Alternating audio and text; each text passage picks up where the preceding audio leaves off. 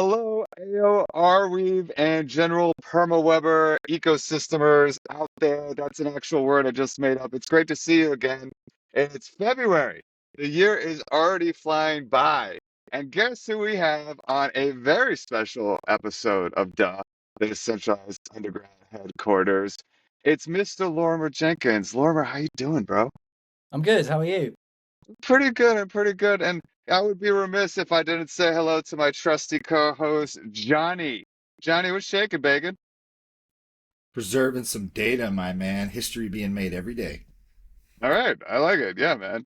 And of course, Jaja's too cool for school. Actually, Jaja's coming to New York because for you real AO heads out there, you'll know that the AO mainnet 1 year anniversary is coming up on Sunday. So we're gonna have a little small get together, nothing like last year, but some folks getting together.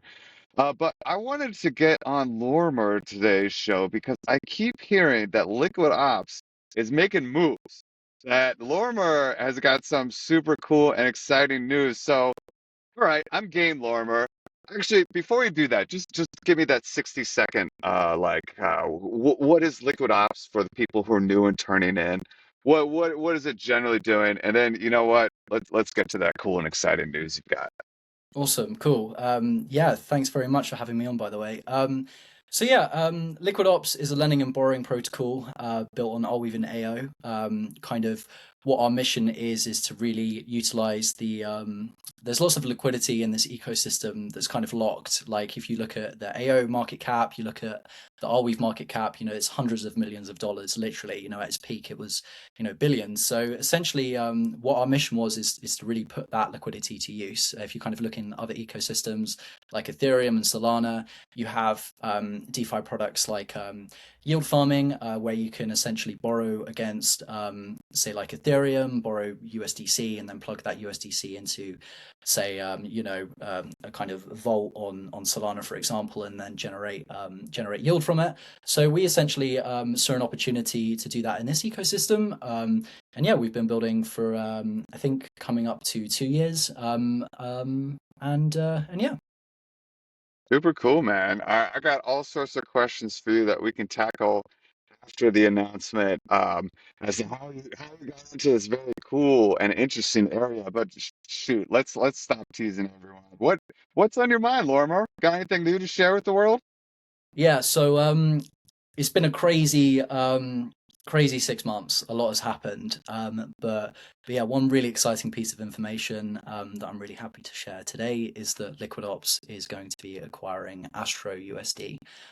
So the beloved stablecoin of the ecosystem USDA is now going to be under the roof of kind of Liquid Labs, which is the software studio behind LiquidOps, and me and Kadar are coming together to build alongside each other.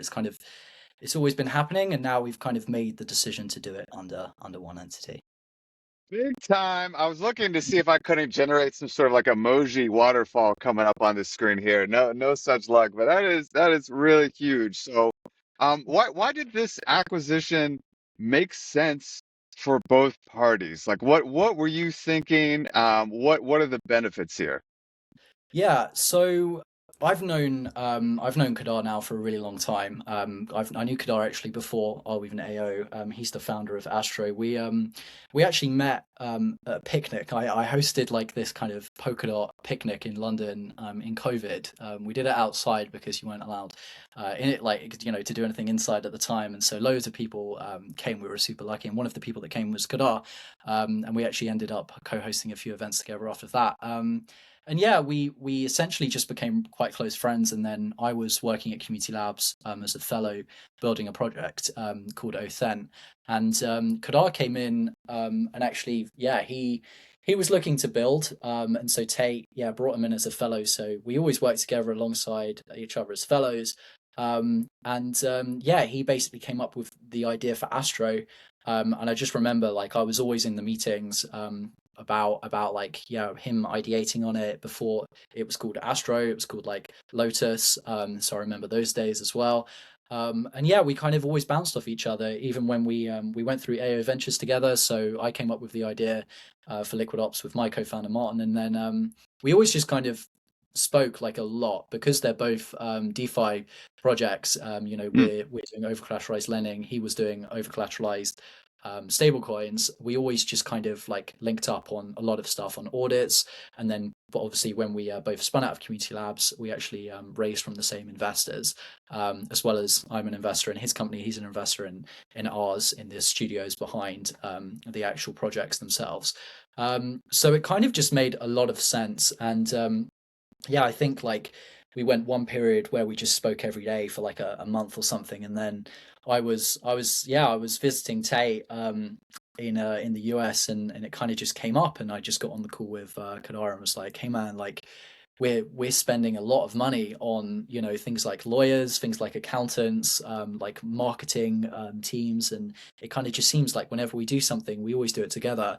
We could like save a really large amount of money, have that money allocated to spending on things that actually matter, like more developers, for example, like extend the runway, better kind of yeah, just kind of share like these resources instead of having to pay for them twice. I can't tell you how much money we've spent on legal, and it could have been just so much cheaper if we were together.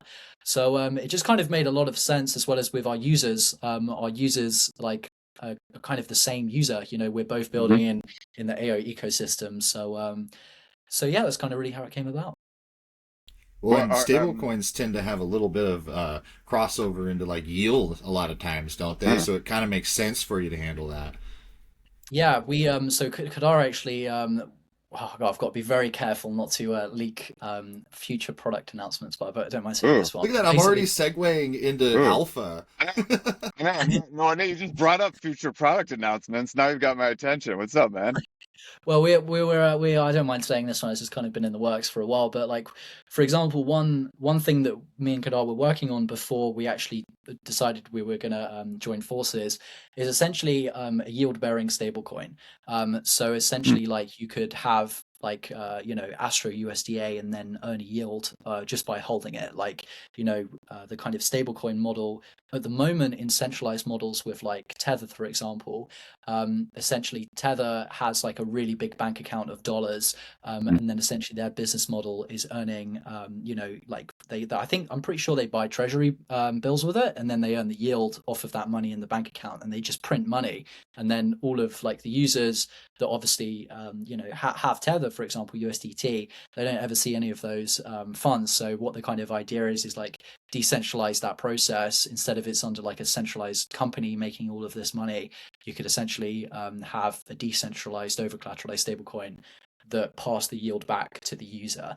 That's just like a product idea that like we're kind of ideating on at the minute. We're not saying we're going to do it, but essentially that is one of the things we could build if we had LiquidOps and Astro together under the same kind of like our two teams would come together. So it's not even under anything. It's just the same team, and then we can have those crossovers. So Kadar's really focused on like the stablecoin side of things, and then obviously we're a lending protocol, so we enable our users to earn yield.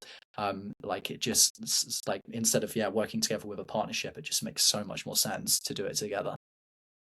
100%.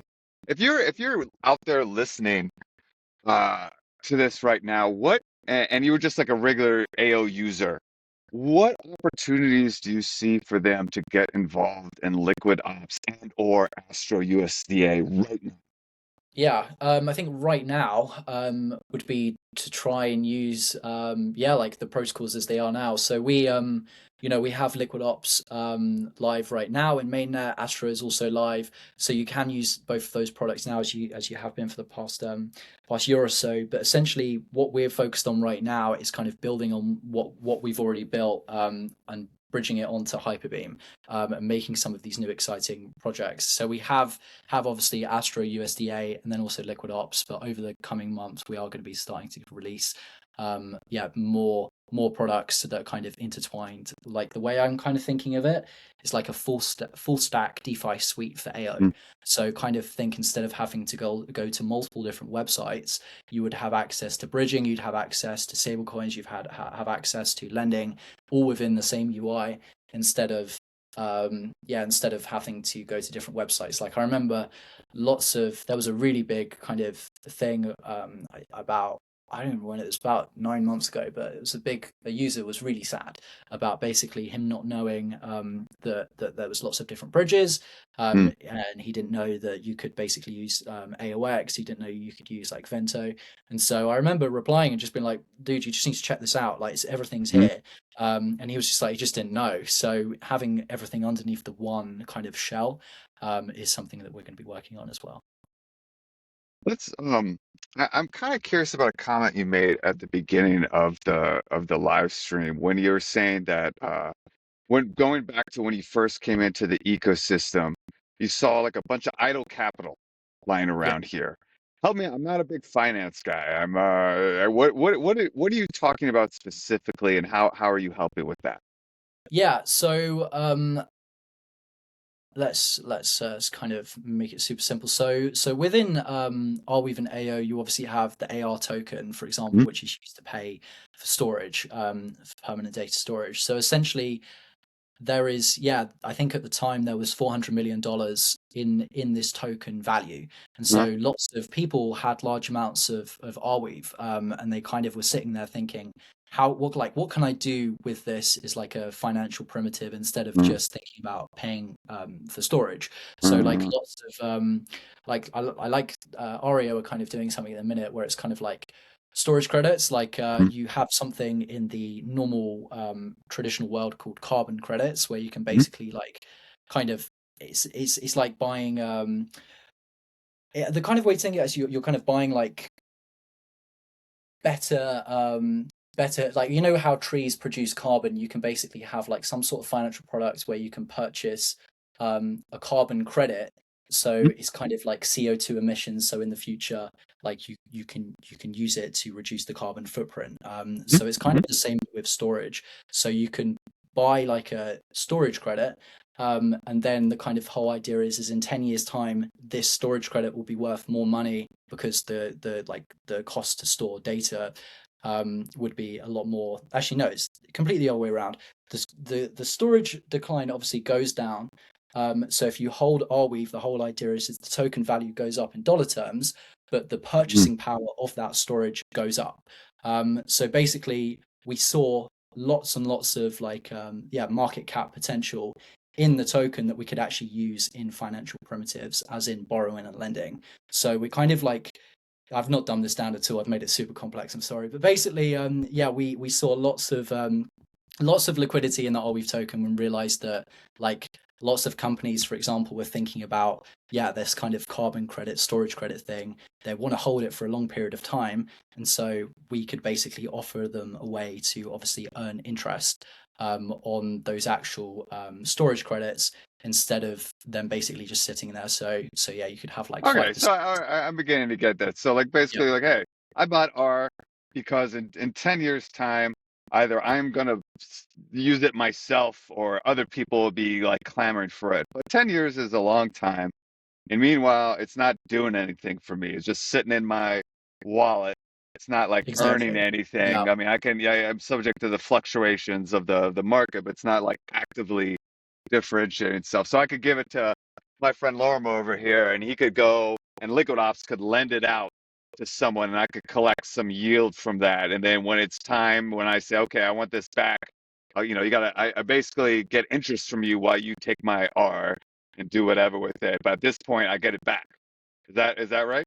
exactly. So it's basically, yeah, it's kind of being able to earn, much like a bank account. You kind of, well, you used to be able to do this. Now the interest rate is nothing, but it used to be able to give your money to the bank, and then the bank would obviously give you a good return for holding your money, and then you'd have more. So it's kind of the same, but with permanent data storage.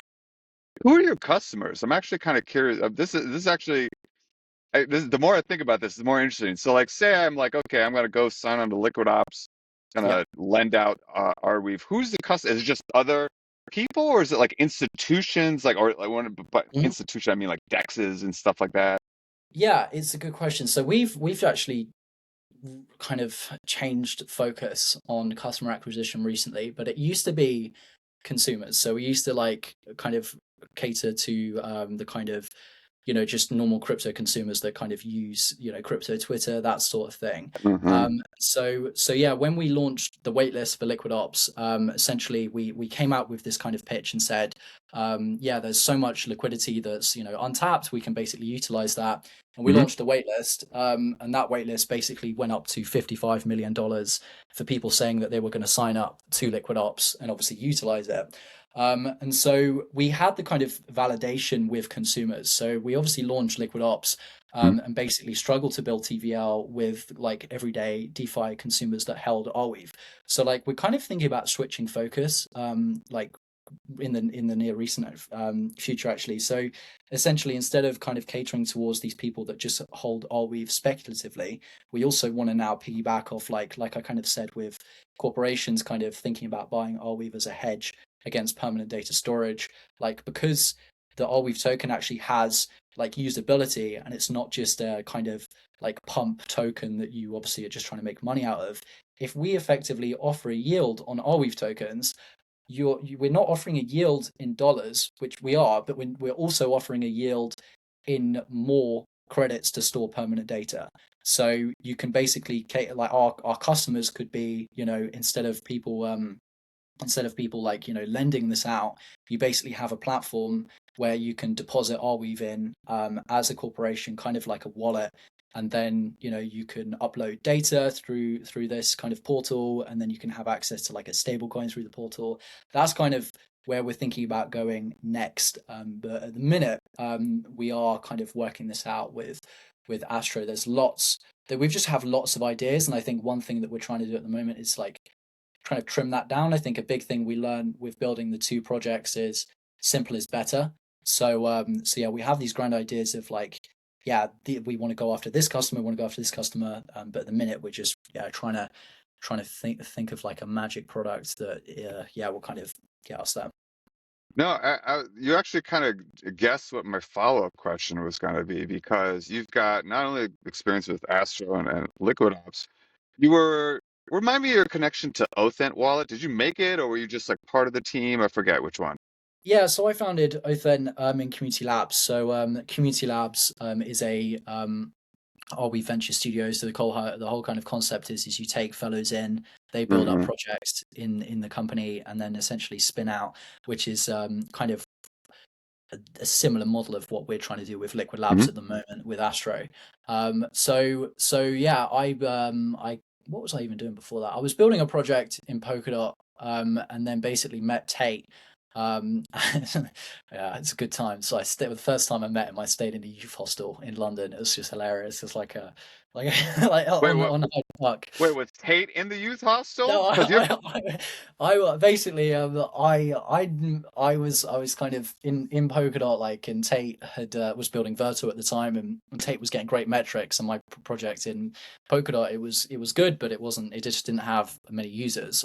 So I was like, Tate, what am I doing wrong?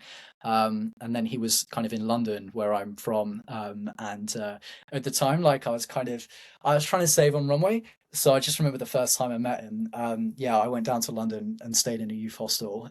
It's like an 8-person dorm, and yeah, it was just really funny did you times. have the meeting with Tate in the hostel? No, I was like, we Okay, went to all a right. restaurant, but yeah, I was Just like, say, meet me down by the sewer grate number 3 around the corner. I'll be waiting for you. I like it. I like it. yeah, Um, it's good times. Johnny, weren't you really into Polkadot too before you came into Arweave? What the hell's going on here? You Yeah, still have like actually, admin access to like a massive Facebook group, right? Wow. yeah, 90,000 people. I own that group actually. Polkadot was kind of a weird one because I started in Polkadot and then I went through Sarcophagus. I was one of their ambassadors and did a lot of outreach and stuff for a while. But things just got like weirdly quiet with Polkadot. Like things just kind of started to get really quiet. And then, like the community started to get a little bit rumbly, and then I ended up going to Sarcophagus, and the Polkadot crowd just kind of seemed to slowly wane out over time. Like it started really hot, like that. Like I said, that group hit 90,000 people in less than a year, and Wow. it blew up. It was what everybody was kind of diving into, and but that was kind of my onboarding, because they're a sort of DAO. And they have a lot of the decentralized ethos, and they're built on the same tech stack. So yeah, that was my intro to crypto. Really, was Polkadot. Dude, I keep telling Johnny, just switch. You still have the admin access. Just switch it to an Arweave Facebook Yeah. group. What are they gonna do? Fight us. Fight us, polka dot people. What are you gonna do? Uh, I'm tempted to. I don't think anybody would notice. yeah, point at me. What are you gonna do, polka dotters? Anyways, so I was curious though. So you've been with Othan. Othan actually, if I recall, it recently just sunsetted. You got LiquidOps. What's sort of the key? I mean, you could say founder in general, and I'm also curious if there's anything particularly unique about our space that like you keep in mind as you go forward. Yeah, so Othen actually, yeah, it didn't sunset. It actually, it was acquired by Wanda. So Was it? Wanda Oh, is, okay, my bad.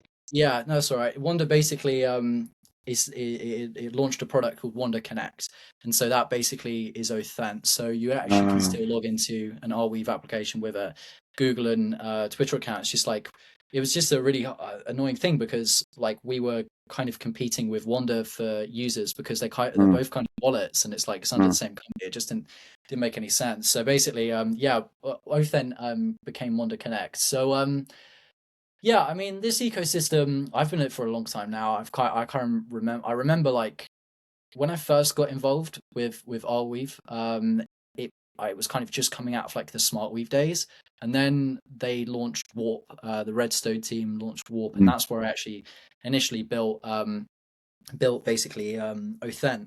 I kind of came into the ecosystem through community labs, mainly as I really was like kind of jamming back in the day with Tay on product ideas, and so I kind of stumbled into it. And yeah, like I haven't left since. I really like this ecosystem. Like I kind of like that if you go to, I'm sure Johnny knows a lot about this. You know, you go into Polkadot, it's a very different vibe.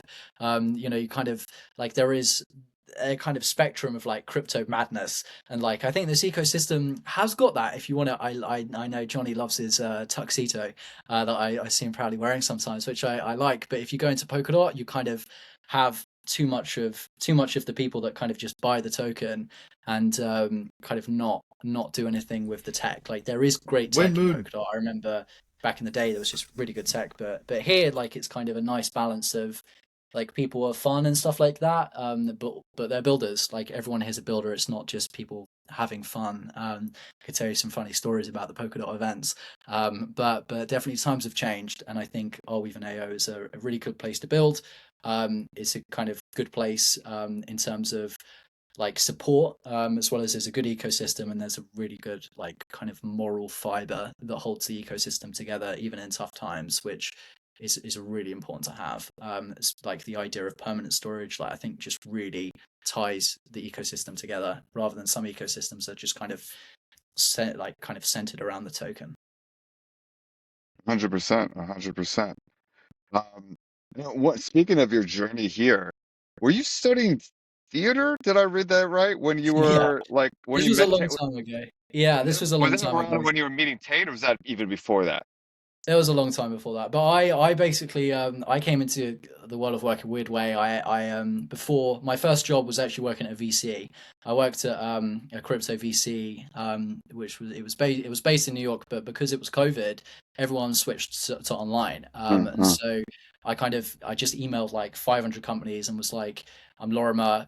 Can I have an internship? I work harder than anyone, and it actually worked. So I got it from like a Gary V short back in the day. And yeah, I kind of worked there and just I liked being a VC, but like I just realized that I want to build. Like I couldn't code, so I taught myself to code in the VC, and then yeah, we were investing a lot into Polkadot, and so I kind of built up a network that way.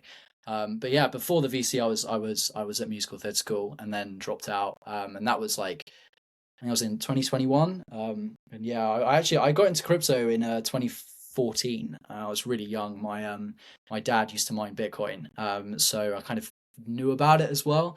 But I just yeah like didn't want to do it in college, and then realized I just didn't want to do college, and then was like, you know what, like, let's just try it in crypto, and yeah, I kind of didn't look back. What acting tips do you still remember when you have to go give like a talk now? Like, hey, I'm from LiquidOps. Do you still have any like old acting teacher tips come into your mind, or is it all gone by now? But I honestly, I'm going through the same thing at the minute. Like basically, everyone's switching over to kind of content now, and Mm. so I'm trying to. I don't know if you've seen my cringe clips, but I I'm have trying seen them. to, but I'm trying to get into it. So like, Tate's Instagram is taken off at the minute. He's got like Blowing up, 25K. bro.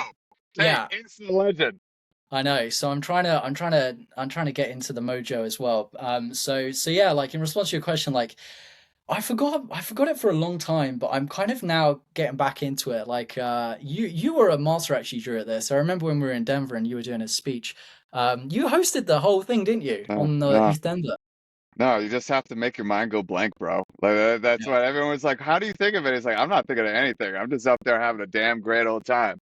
That's what I need. I think I have the acting down, but I just need to get over the stage fright. So yeah, now I'm kind of used to it, but in person I'm trying to definitely get better with the acting. But it comes in handy now and again. I think the best part of having a kind of acting background is like really when you're on discovery calls with like kind of new people, because sometimes I have to go on a call with like an investor. Nowadays I haven't actually had a call with an investor for a really long time. Now we do fair launches, like that's one big thing, but we actually raised money before the fair launch was even a thing. Mm. Otherwise we wouldn't have raised venture. But like whenever I would have to call with an investor, it's like if you have those acting skills, like you can kind of relate to people a lot more, I think. And I think that's mainly just because like as humans we're really opinionated. So for example, if you get an investor that's just invested a load of money in Polkadot, for example, they're now really opinionated that Polkadot is good. So anytime you try pitch Arweave an AO to them, they're like, oh well, Polkadot does this. It's not, they haven't said this, but they, if they did, they're like, Polkadot's this, Polkadot's better, why is it better? And so you can kind of like have that like chill kind of acting head and being like, let me try and kind of reason with this guy, and if you can't reason with him you can always pretend. But yeah. Oh, yeah, no. I love the art of back and forth business discussions. Like one thing I found is that surfing terms are fantastic because they A, indicate excitement, but B, you're saying nothing. So you always seem to be like, right on, man. What did I say? I didn't agree to anything, but it's just like a nice way to keep yourself from having to commit. Like, right on, gnarly, gnarly, dude. And then Interesting. it's a very nice way to keep the conversation going, but you're not committing to anything. You're not saying yes or no. Yeah, I definitely, yeah, I think these days I'm actually trying to have less calls. That's one thing I when we first were doing like LiquidOps, like I used to spend a really large amount of my time on calls. Like I remember I used to have these 4 hour call blocks, and so now I'm trying to get it down. Like this is the first call I've had in a while if it hasn't been with like developers or the team, but usually we just do huddles if we do have a call. But yeah, like the corporate culture is very strange, but I think I'm trying to do less of that now and really more focus on like really just customer acquisition and marketing and like product these days. I think a lot of people they just don't have time for it, and that's mainly just because they spend so long talking in calls. But it definitely comes in handy. That's funny about the gnarly stuff. Well, speaking about doing calls and where you are right now, we were talking before we went live about how you've been a little bit of having some wanderlust lately. You've been you're from London, you're recently in San Francisco. I'm pretty sure I saw you in like Austin at one point. Yeah. Um, what are you finding about the different business cultures? Are you kind of gleaning anything along your way? Like what's coming to mind for inspiration there? It's a good question. I like So a long time I lived in Cambridge, and kind of my whole thesis of living in Cambridge when I was working at community labs and a little bit with LiquidOps was kind of like I'll be able to mix and have really good conversations with like students there and kind of get involved with the blockchain club, and I did, but it just felt that like I was just spending all of my time with people who were learning about business but not actually doing it. Like, and I met some really cool people, and just really good, but I just remember it was really learning. And so then I basically realized, and I kind of spoke to a few people, that a large amount of my money each month was going on rent. And I was like, I'm spending so much money to live in Cambridge, and I'm spending most of my time talking to the same people. I need to start hustling more. Like as a founder, like the whole idea is you shouldn't be sitting there in Cambridge kind of lording it up with students. You should be really out in different economies, hustling, trying to find users, trying to talk to people. So that's the change I made, and I gave up my flat, and yeah, I went out to Barcelona for a while. Kind of wanted to see what the business world was like there, and it was actually a lot cheaper than staying in Cambridge, which was good, trying to conserve runway at the time. So I stayed in Barcelona, and then yeah, kind of the startup ecosystem of Barcelona is great, but in London the ecosystem is kind of like it's very like kind of insurance brokers. So if you go to a crypto meetup in London, everyone's going to be wearing a suit and everyone's going to be trying to talk to you as like a kind of institution. So I was really used to that and always really be pushed out of that because obviously I'm not an institution. I'm building a startup. So I went to Barcelona and that was a breath of fresh air. And then like, you know, I spoke to a lot of builders on the ground. And that was good. Then I went to Lisbon and visited the Vela Ventures team because they're based in Lisbon. Mm-hmm. Uh, Mm-hmm. and yeah, the Lisbon ecosystem is like kind of it's good, but it's kind of not for me. I think like the Lisbon culture is very laid back, and I think when you're trying to build like a project or a business, you kind of don't want to be laid back. You want to be fighting. Like so I kind of made the decision to yeah. Tate lives in Austin, and he was like, oh Lorimer, you know, you can stay on my sofa. So I was like, okay, great. So I flew out to Austin and stayed on Tate's sofa, and that was good. And yeah, like in Austin, you kind of get the crazy Texas culture vibe, and I really like Yeehaw. that. Yeah. Yeah. So that's good. And then I went to San Fran, and that's just like for me, I think San Fran's like I was saying before the call, you know, you kind of get the startups that are really really hungry, and because rent's so expensive in San Fran, you kind of have to work for it, and food is ridiculously expensive. And the thing about San Fran is like you can only really stay in the top half of the city. Mainly just like it's some really rough parts in San Fran, so you have to be really careful where you stay. And so you usually end up renting a room, and that just makes you more hungry. And then you kind of have, so you have like the intense pressure of trying to make money and to afford to live in San Fran.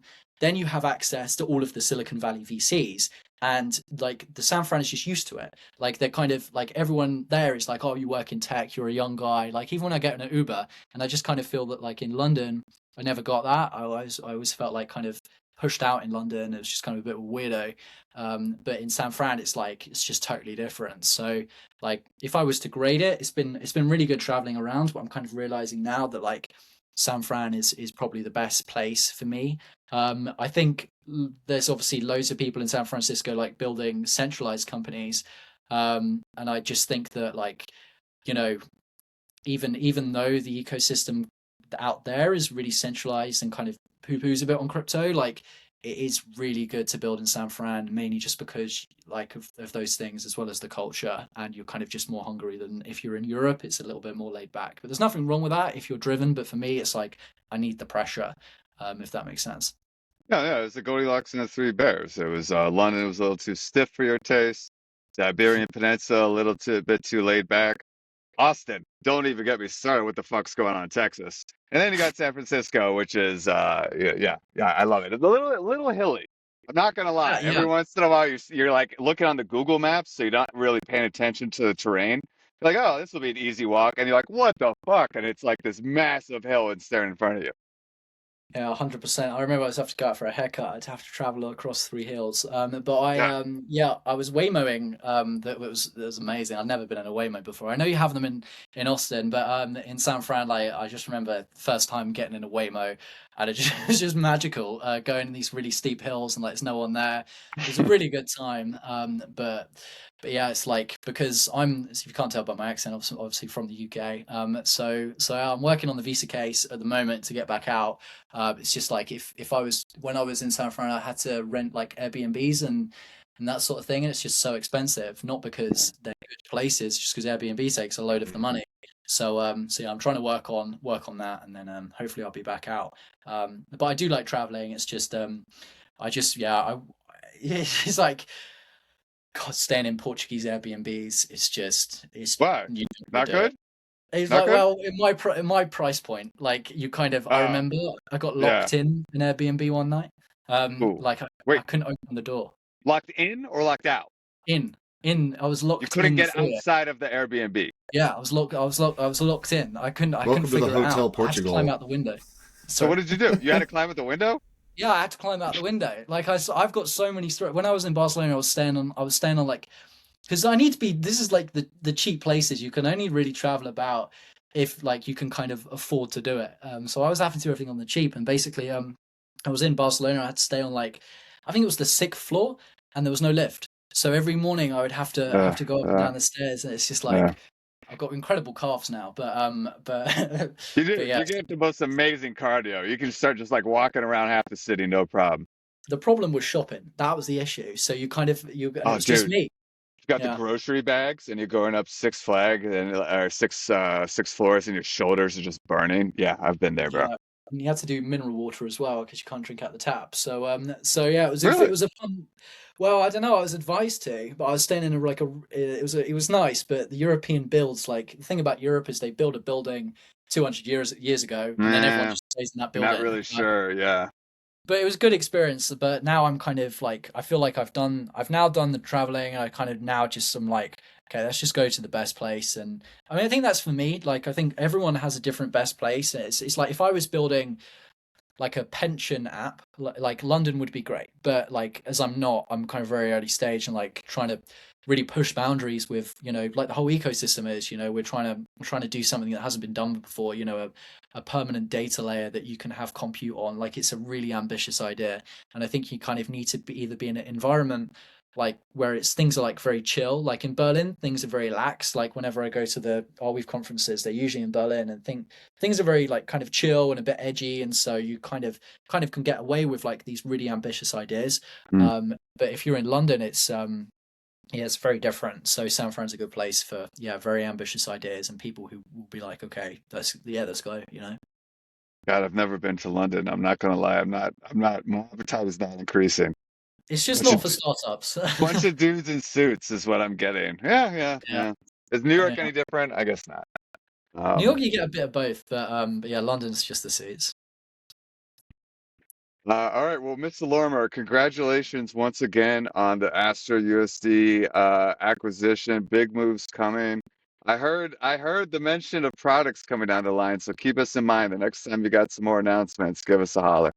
100%, and hopefully, yeah, we'll have I'm working on like at the minute with Liquid Labs, we're kind of going really aggressive into like acquiring things, to be honest with you. So we've actually just we're working on a deal, well, two deals at the minute to kind of bring everything together. So we're again realizing that like loads of these projects, like the biggest drain is like I said at the start, like legal accounting Mm. and having the same person in each kind of company. So what we're trying to do now is really consolidate and yeah, kind of everyone be under the same roof, in our niche, at least with like the software development company. Like the software development company is separate to like LiquidOps and Astro. They're both decentralized protocols that actually anyone can contribute to. LiquidOps has been open source now for a long time, so we welcome any PRs or anything like that or any other builders. But at least with Liquid Labs, the software development company, we're trying to kind of attract as many builders as possible. So yeah, if you're listening and you have a project and you're struggling at the minute with whether that's funding, whether that's like BD, anything like that, I'd love to speak to you. As yeah, we're going really aggressive at the minute with trying to acquire as many good builds as possible. I was neglecting to ask. Where should people go? Like, what's your Telegram? Give me some handles here. Give me some websites. Where should people go? Yeah, sure. Probably best place to reach me personally is you just go on my X, and then I have my website link. It's lorimerjenkins.com. So yeah, if you just go to lorimerjenkins.com, you can kind of see who I am and what I do. And then if you want to reach out to like LiquidOps, you just go to LiquidOps Twitter. We have a website. Same with Astro. But if you want to talk to me personally, I just go to lorimerjenkins.com and yeah, you'll be able to reach me there. Lorimer, making moves. Everyone, I appreciate you tuning in. Johnny and Lorimer, best, especially Lorimer. Can't wait to see you again, man. This is really cool stuff. Cool. Thank you very much for having me on. Thank you. See you guys. GM.